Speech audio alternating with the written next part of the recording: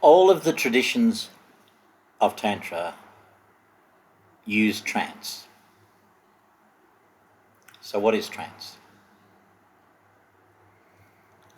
It has different meanings because in English we have a rather sloppy way of talking about these kinds of subjective psychological states and spiritual states.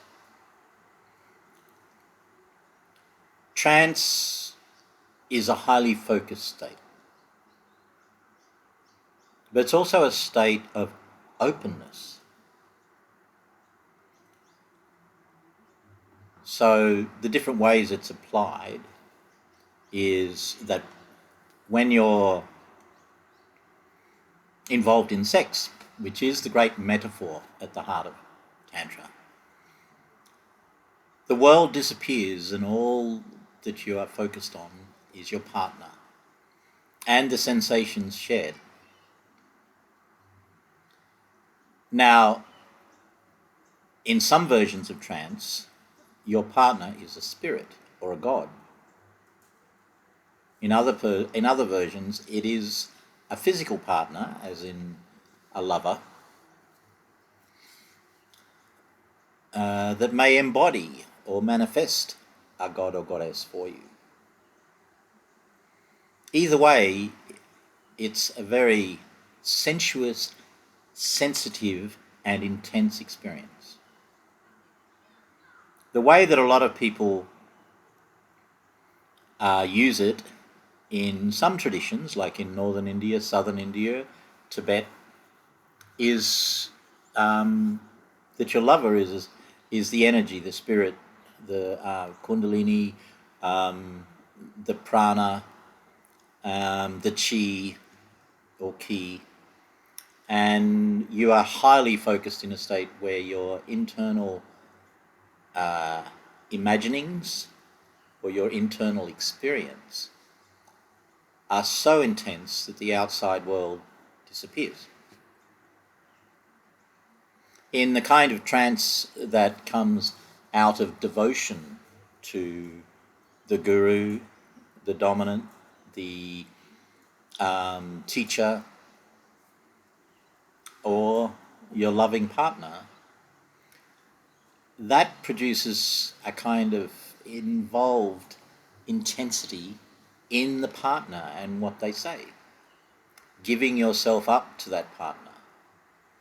It can be a mutual act and should be a mutual act, because even if someone is playing the leader's role, the guide role, they are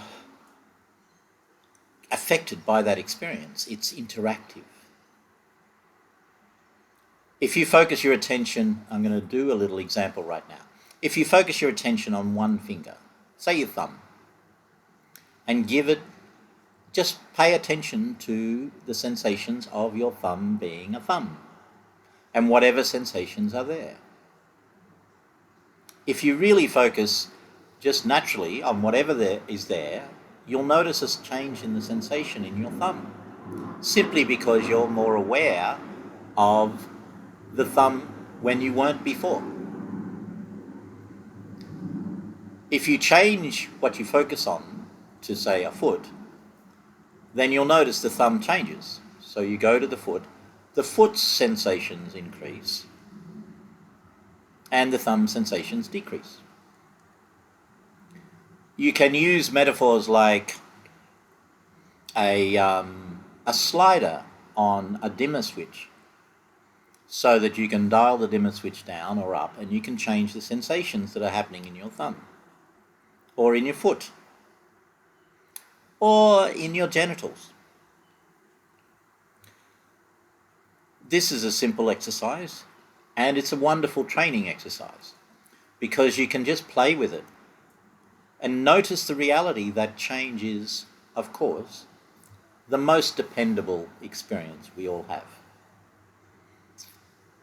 And if you focus your attention on your thumb and keep it focused on the thumb for, say, 5 minutes, you will notice changes in the sensations in your thumb. Those are natural. It's just the way our nervous system works. If you touch it or are holding it, and you are experiencing your thumb as it is in nature, as a material sensation, you're there. Now, the lover's approach is to simply enjoy the sensation of your thumb being a thumb and of the changes that take place in that process. And by enjoying the sensuality of a thumb, you enjoy.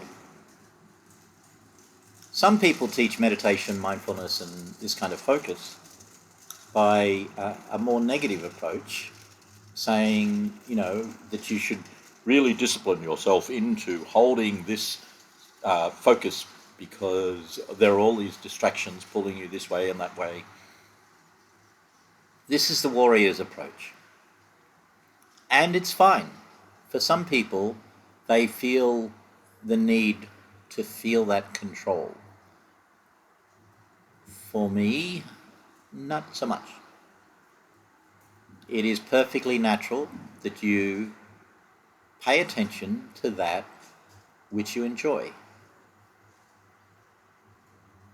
Now, the thing about hypnosis is the modern secular version of trance.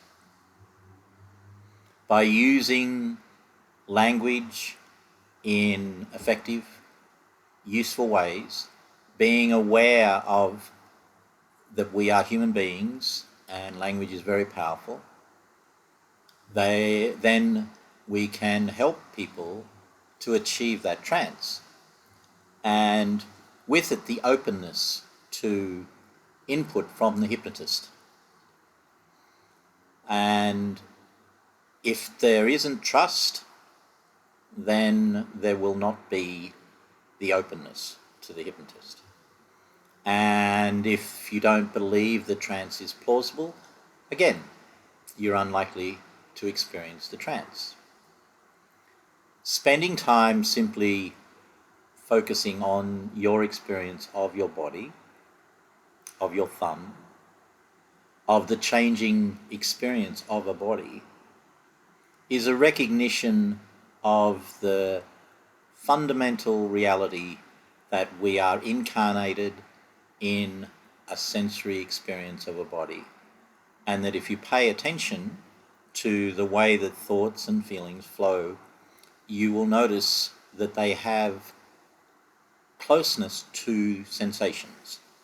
So you have visualizations and feelings, and you speak to yourself and your body, and that these can have effect on each other. And when you are highly focused, like emotionally intense situations will cause you to focus on those emotions. And that includes when it's a positive emotion, like being in love and really connecting with another humanoid, or being in love with God's Spirit and that intensity. And some people choose a text that is where they place their love, and forget the human love, or else focus on that spiritual love rather than the human love. The challenge is to be able to do something that actually there's a beautiful concept in quantum mechanics. I'm very careful about using science to say it proves something when it's talking about subjective experiences or spiritual experiences, religious experiences, because I find a lot of the logic flawed. But as a metaphor, the idea of a superposition is really useful. The superposition is when a particle is both wave and particle before anyone has measured it in any way. You are a warrior and a lover, and depending on how you are measured, you will be a lover or a warrior, and you will crystallize into one or the other. Now, how are you measured? By the experiences that you're responding to. So in a situation where your love is tested, you are tested as to whether you will be a warrior. There may be conflict that arises, and sometimes the best solution to the conflict is to be a lover. At other times, the best solution to the conflict is to be a warrior, when you stand up for yourself to someone who doesn't have your best interest in heart, when you need to draw your boundaries. So this is the foundation of our practice, in recognizing that we are both a warrior and a lover until we are measured, and then you are either a warrior or a lover or some mixture of the two. Because the lover requires the warrior to set the boundaries so that they can feel free and trust themselves and their lovers within those boundaries. And the warrior needs to be able to set those boundaries and need to be doing it in order to create a space for love and for sensuality. There is a sensuality to being a warrior, and there is highly focused alignment that you can take place when you are facing battle, when you are needing to defend yourself. A mother defending her children can discover all kinds of superpowers that she has because she becomes highly focused on the warrior aspect of herself to create that intense experience of power that she needs to defend her children. The lover, when you're in that moment, she is loving her children, and that motivates the focus that's required for the warrior to stand up. So the two work as this interactive, complete whole. And in case you haven't seen any of my other videos, I don't like using male and female energies as such, because the qualities attributed to the male and female in those kinds of frameworks are very conservative, and then you have to go, oh, but you're a man, but you have a male and a female within you, or you're a woman and you have a male and a female within you. And I much prefer to use the archetype of the warrior and the lover, because the duality of relationships is battle and marriage and intimacy. So you have the warrior and his adversary in battle, the lovers in intimacy and marriage, and they make a much more coherent, logical, and powerful way of talking about the nature of relationships. Now, coming back to trance and focus, you can have this fantastic sense of focus because someone who you're really attracted to, and you can find that love and that trust to be able to be devoted. And within the two of you, if it is a mutual experience, you get these highly intense focuses. And of course, anyone who's had an orgasm, and I hope you all have, will find that it is a highly focused state.